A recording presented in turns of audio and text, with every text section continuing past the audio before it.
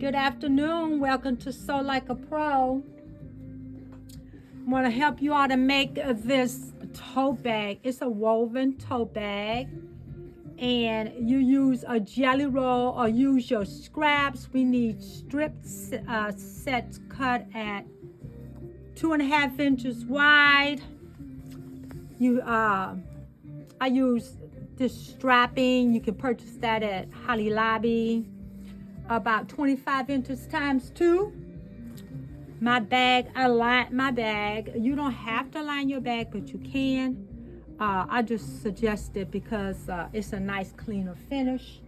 My bag is 18 inches. I cut 18 inches and then I did this quilting stitch on it just to help these to stay lay in place so that your finger don't get caught or something don't get caught and pull it. So I cut my strips using my scraps. So this is all scrappy stuff. Now I hope if you have a gauge to help you to keep these only a 1/4 inch seam allowance, if you have a tool to help you line them up and keep it nice and straight, you're going to have better success with this project. So I put my right sides together.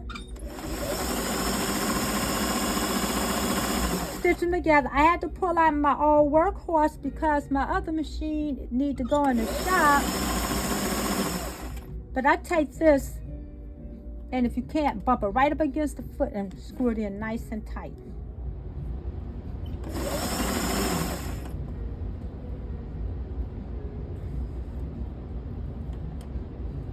There we go. It just don't want to stay. I guess I'm not tightening it up. Tight enough. There we go. Because you want these to be exactly 1/4 inch so that they'll come out nice and even when you press them. So they pull out your quick turn, go in there and grab it, hook it, and pull it through. You know the quick turn, sometimes it's fast, sometimes you need a safety pin. Whatever your method is, use that. And turn these right side out. And then we're gonna press them. Now I tell you, when I pressed mine, what I did was, the seam, I pushed it all the way like that. And I pushed it all the way up so I can get a sharp edge, and then I pressed it. That way, all of mine stay exactly 1 inch. I needed to finish. You can dry press it, you can steam it, but if you push this up to one side, or you can press the seam up, and whichever way you want. But this way, I know my stuff, it all came out exactly the same.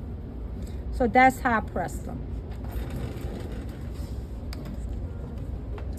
So next, after we finish pressing our seams, I cut 2 8-inch squares, and for your lining, you're going to do the same thing. So I have 2 8-inch squares. That's going to be my grid for holding all my pieces together. So I suggest that you use a 1/2 inch seam allowance and that you pin all these together right next to each other and then stitch them all together. Right next to it, whichever colorway you want yours to go, whichever directions you want them to line up. After you get that, so it's 18 across, and then I'm gonna need 18 going the other way. So then I want to take my other strip sets, line them up at my 1/2 inch seam allowance, and then come right back a 1/2 inch because we want them to just meet and intersect. And then I'm going to stitch these in place. I'm going to line them up, pin them in place so that the machine don't stretch and move it past where I want it to go. So we'll do that until we get the entire set across 18 by 18. Now remember, if this is 18 and it's 18 and 18, 36 times 2, 72. That's how many pieces you're going to need to quilt this. So I just had these pinned in place so It'll stay and not move. Then after that, you'll begin to weave them in place. This one go on the top and this underneath.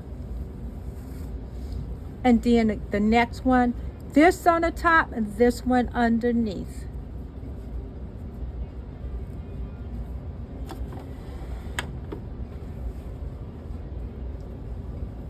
Okay.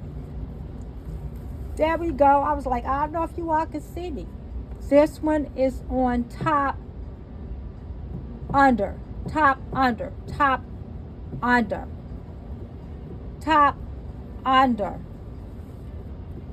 top, under. So you'll do that across the entire thing until you get the first row finished. Make sure you push it over and keep them nice and tight.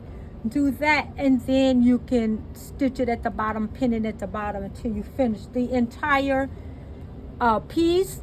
I did this before with ribbon. You could do it with ribbon, and then I made a pillow out of it. So, and then you'll decide your lining need to be exactly the same size. Your strap should be about 25 inches long, and you decide which way you want to finish your bag, with box corners or whichever way you want to finish it. It's up to you. So you know you need to get started on this. It's a little time consuming, but it's totally worth it. Every place you carry this bag, you're going to get compliments. So if you have any questions, let me know.